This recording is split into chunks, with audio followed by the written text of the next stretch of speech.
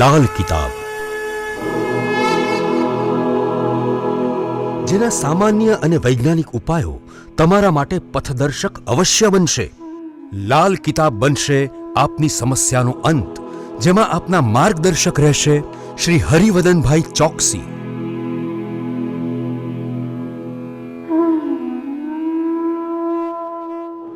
નમસ્કાર મિત્રો, હું હરિવદન ચોકસી આપ સૌનું સ્વાગત કરું છું. મિત્રો, આજના વિડીયોમાં આપનું ખૂબ ખૂબ સ્વાગત છે.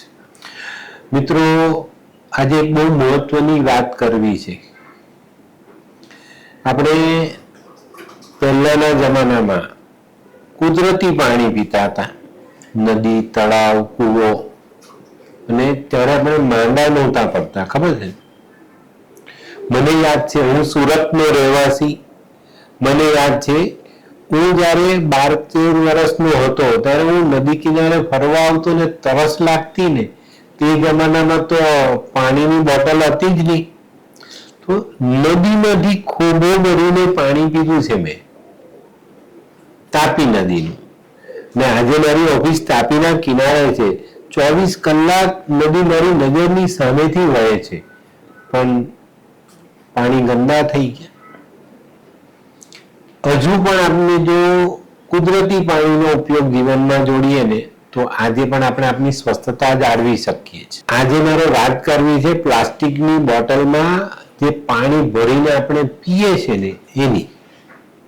એ પાણી પીવાના લાયક હોય છે ખરું? આપણે એને મિનરલ વોટર કહીએ છીએ, ચોખ્ખું પાણી.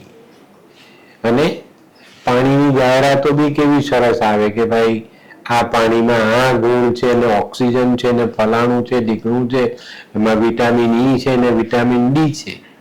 આપણે જાહેરાત જોઈને એ પાણી પીધે રાખીએ છીએ. ઘરેથી નીકળતી વખતે પેલા આપના ઘરના વડીલ કહે કે ભાઈ 2 બોટલ પાણી ભરી જાવ ઘરનું. ના ના ના દાદા, ના દાદી, તો અમારે તો રસ્તામાં મળે, આ બધું કાં સાથે લઈ જવાનું?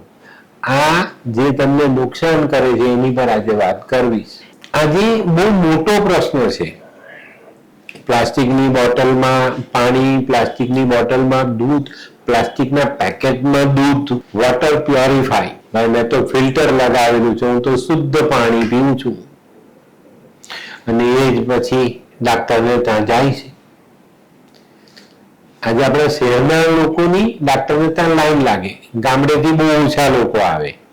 ગામડેથી કોણ આવે ખબર? પડી ગયો, વાગ્યું, ભાંગ્યું, એ જ આવે. બાકી એને પેટમાં કઈ દુખે છે કે તાવ આવ્યો જેવા બહુ ઓછા લોકો આવે. ગામથી આવે બહુ ઓછા, કેમ કે આજનો જમાનો છે એ પણ શહેરમાં આવીને આપીએ જ છે. ગામડે હજુ પણ આ ચલણ છે અને એ લોકો આજે પણ સ્વસ્થ છે. તો મિત્રો, આજે પાણી પીવાનું છે ને એની પર આજે આપણે બહુ નાની વાત કરવી છે. આજના વૈજ્ઞાનિકો આ બધી વાતો કરે છે, પણ એને ખબર છે કે પ્લાસ્ટિકમાં પાણીને દૂધ જાય છે તે ઝેર થઈ જાય છે. આજનું પ્રજાતંત્ર, આજની સરકાર, આજનો માનવ, જેને ધરતી, પાણી, ફળ, ફૂલ, અનાજ, દૂધ અને ત્યાં સુધી કે માતાનું દૂધ એને પણ ઝેરીલું બનાવી દીધું. અને હવાની તો એવી હાલત છે કે કઈ કહી જ ન શકાય કે ક્યાં શ્વાસ લેવો ને ક્યાં શ્વાસ છોડવો. અને આપણે શ્વાસ લઈએ છીએ ને ક્યારે આપણા શ્વાસમાં ઝેર અંદર ચાલી ગયું એ આપણે કઈ નક્કી જ નથી કરી શકતા.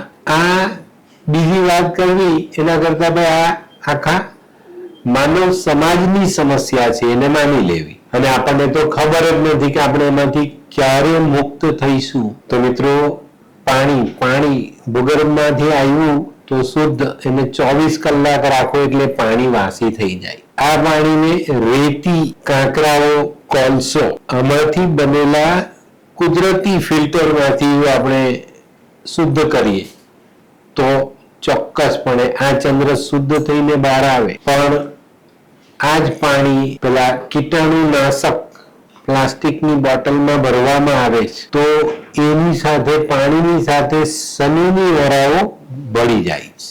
દૂધના પેકેટમાં પણ આ જ હાલત છે.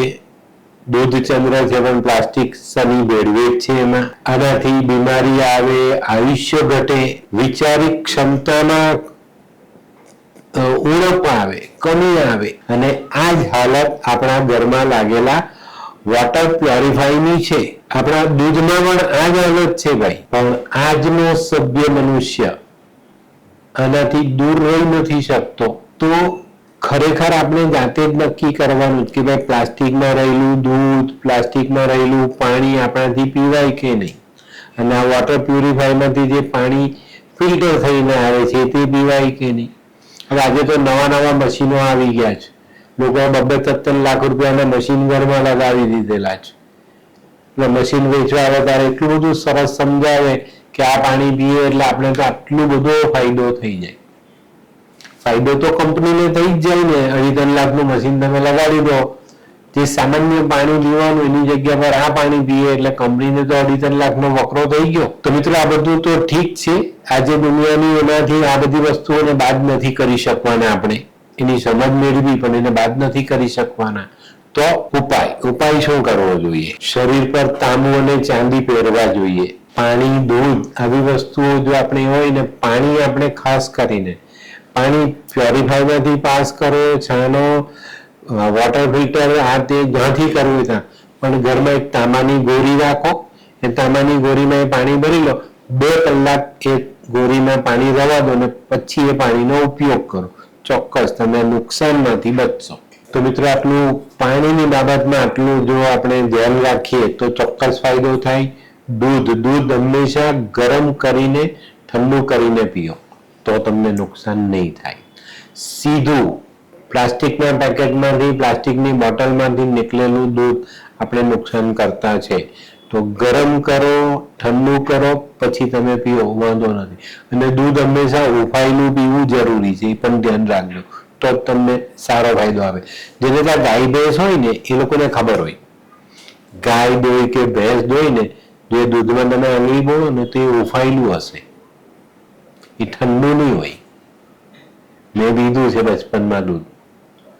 મારા મામાને ત્યાં ભેંસ હતી, હું જતો અને ભેંસ દોઈને દૂધ આપતા મામાના છોકરાઓ, તો આમ ઉફાયેલું. આપણે એમ લાગે કે જરાક એને ગરમ કરીને આપ્યું. તો આ વસ્તુને ધ્યાન રાખો. દૂધ હંમેશા ગરમ કરીને ઠંડુ કરીને પીઓ, અને ઠંડુ કરવામાં ઉફાયેલું હોય ત્યારે પીઓ, ચોક્કસ તમને ફાયદો થશે. તો મિત્રો આજના જે યુગમાં આપણે આ બધી ભૂલો કરીએ ને એનાથી આપણા પોતાના સ્વાસ્થ્ય નહીં, આપણા ઘરના સભ્યનું સ્વાસ્થ્ય બગડે છે. તો આમાંથી બચવા માટે આ નાના નાના ઉપાયો ચોક્કસ કરો અને આની સમજણ પોતાના સુધી નહીં રાખતા, ઘણા બધાને આ વિડીયો પહોંચાડો જેથી કરીને લાભ થાય. દુનિયા જે દિશામાં જઈ રહી છે એ દિશાનું પરિણામ શું છે મને નથી ખબર, દુનિયાને નથી ખબર, દુનિયાના કોઈ વૈજ્ઞાનિકને નથી ખબર અને તમને નથી ખબર. તો પછી એના ઉપાય કરો અને મેં કીધું એ રીતના વ્યવસ્થિતપણે આ દૂધ પાણીનો ઉપયોગ કરો, ચોક્કસ તમને ફાયદો થશે. બરાબર? તો મિત્રો આજનો વિડીયો ગમ્યો તો લાઈક કરો, શેર કરો, યુટ્યુબ દ્વારા શેર કરે અને સબસ્ક્રાઇબ કરો. હું હરિવર્ધન ચોકસી આપ સૌની રજા લો. ફરી મળીએ નવા વિડીયોમાં નવી જાણકારી સાથે. તો ચાલો બદલીએ જિંદગી. નમસ્તે મિત્રો.